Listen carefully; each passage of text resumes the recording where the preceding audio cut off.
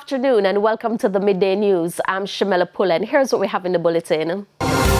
Christian group sounds alarm over police shootings.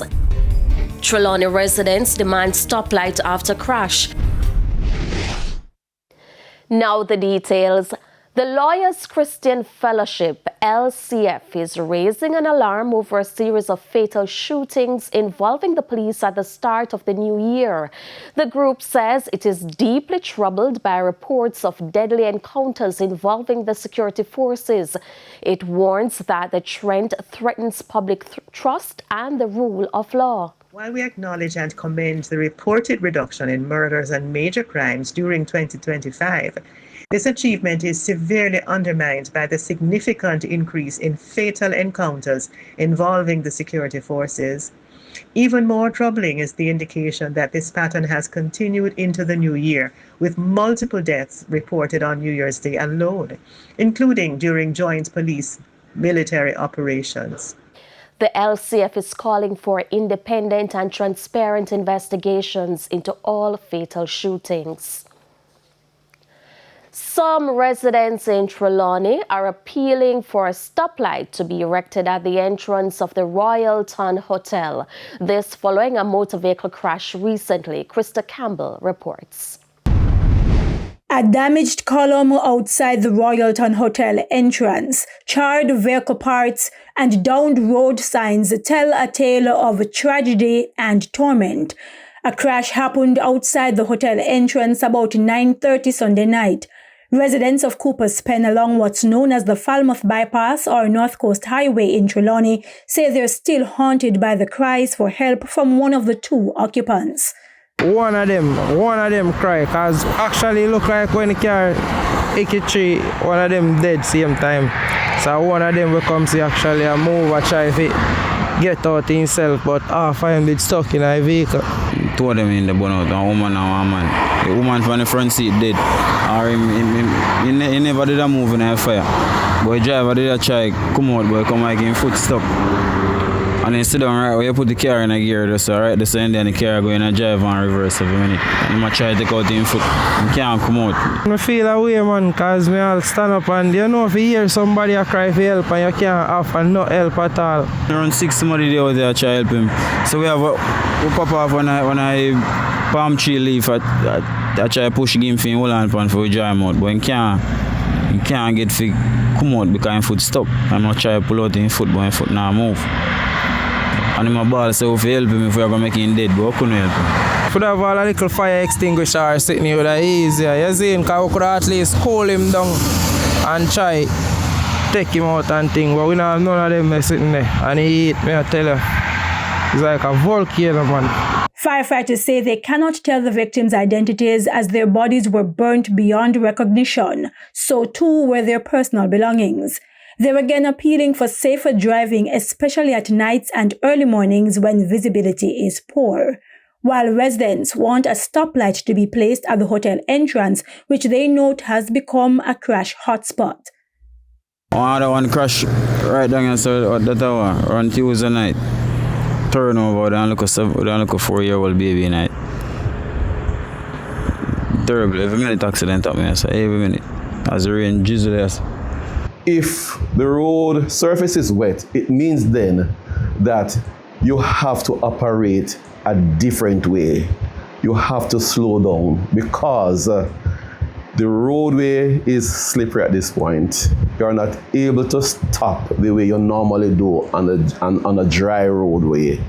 The motor vehicle was heading from the direction of Montego Bay in St. James towards St. Anne when the crash happened. Krista Campbell, TVJ News. President of the Court of Appeal, Justice Marva MacDonald Bishop, is warning judges to stay humble. She condemned judicial arrogance in all its forms. Her remarks came at Monday's swearing-in of 6 new judges at King's House. Judicial humility is a quality that many of us may find difficult to reconcile with our judicial role, as it can seem inconsistent with or even foreign to the prestige and power often associated with our positions. There is a common perception that judges occupy a place of considerable status, sitting high above others, both literally and figuratively. This view can shape our self-perception and influence how we see ourselves and how others see us.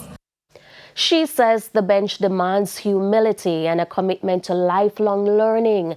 She's urging judges to embrace complexity and uncertainty in their work. The perspective of seeing yourself as a learning judge is one that should persist throughout your entire judicial career, right up until the day of your retirement.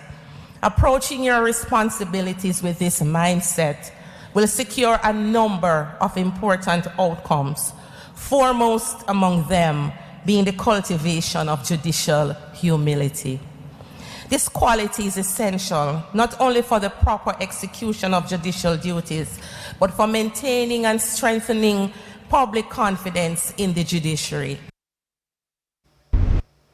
The Jamaica Urban Transit Company is reminding the public that its ride-free initiative on JUTC buses ended yesterday, January 5, 2026. But students using the rural school bus service will continue to travel free of cost until January 31, 2026. Effective February 1, students will be required to present a valid identification card and a $50,000. The JUTC says the move is part of continued support for students. Registration for the student ID card can be completed on time. And that should have been $50. A three-vehicle crash on the Park Main Road in St. Elizabeth early Tuesday morning has left one firefighter hospitalized and another nursing injuries. The accident happened around 2 a.m. According to reports, a tractor-trailer loaded with animal feed was traveling from Santa Cruz when it collided with two vehicles traveling in the opposite direction.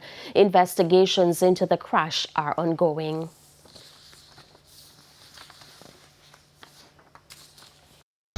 Don't have my patrol down there, so you can't go over, so the trucks are coming towards me and lean over. And like that, so maybe come off of my hand, you know, get me, and the tire burst and I lick it bus, then right over the dish. So both of you were coming from? Yeah, man. We are coming from Rocky inside. Yeah, man. Heading towards Santa Cruz? Heading towards Santa Cruz, and the truck will come. Yeah, man. But basically, right here, so I patrol the problem start from. Yes, because your side road kind of narrow. Yes, and you know that if you truck no turnover, you know, you must fight with it. And you come over on the left side, I tried come out that way because my truck fall by me. And I tire burst and I lick me, and then after it, all that right over and I ditch me go. What time you hit the car already? Hit the car already, man. I don't carry in a gully with him. But after I'm going to rescue a person out of the car. Sociologist Dr. Orville Taylor says he would not be surprised if the United States considers pursuing regime change in Cuba. Dr. Taylor believes there's a strategic approach often used when such actions are taken. He's suggesting that developments in the region are rarely accidental. They attempted to do it at a time when Cuba was much more powerful. And this is strategy. You know, your foreign policy or your domestic policies are inimical to the interest of America or the group group that is running America at the time. Then what happens? Then you face sanctions, and then little by little your economy and your society is kind of crippled. It's destabilized because you're kind of starved off from resources. And then when you get weaker, then there is some kind of takeover that will take place. Dr. Taylor's comments come amid rising tensions between the United States and Venezuela, following reports of the capture of Venezuelan president and his wife on Saturday. Regional analysts continue to monitor the situation because closely. of the strength of the Soviet Union at the time and the strength of Russia later on. And perhaps also that you have an American base in Guantanamo in Cuba. It has been a little bit of a logistic dilemma, but I don't for any moment think that the Americans have never considered going into Cuba to effect regime change, to do it in a very direct way. And let me say this again. The things that Trump is is doing now is just that Trump has, hasn't choose Trump style, just being much more direct and more open with it. But it's not that anomalous. It's time for our break. Stay with us. More stories when we return.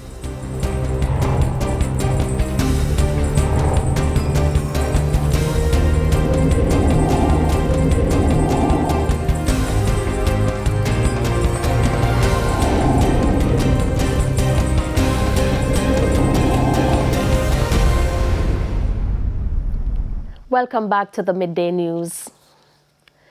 It's now in Business Minute today. Jamaican Teas is reporting improved revenues and higher earnings for the year ended September 30, 2025, despite weaker operating profit.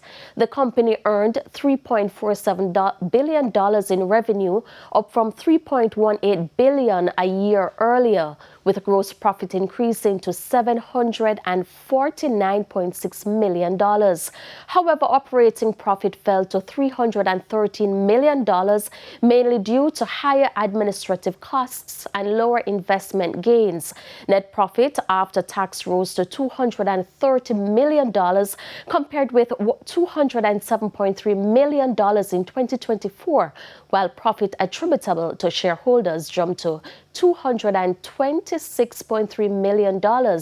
Total comprehensive income came in at $259.6 million, slightly below last year's outturn. It's now time for the top regional and international stories. In the region, a senior Guyana official has confirmed the country is in talks with the United States on accepting third country nationals. Foreign Secretary Robert Prasad says discussions are ongoing and aligned with Guyana's national priorities. Washington has been approaching Caribbean and other nations to relocate asylum seekers and deported migrants. This week, Dominica confirmed an agreement with the U.S., while Antigua and Barbuda says its arrangement is non-binding. And on the international scene, health experts are voicing concerns after the U.S. Department of Health and Human Services recommended fewer routine vaccines for most children. While immunizations for measles, polio, chickenpox, and human papillomavirus remain unchanged, others, including hepatitis A and B, are now advised mainly for higher-risk children. Experts warn the move could lead to more preventable infections. And those were the top regional and international stories. I'm Aliyah Bryant. Thank you, Alia. We take a quick break. When we come back, we'll have your midday sports report.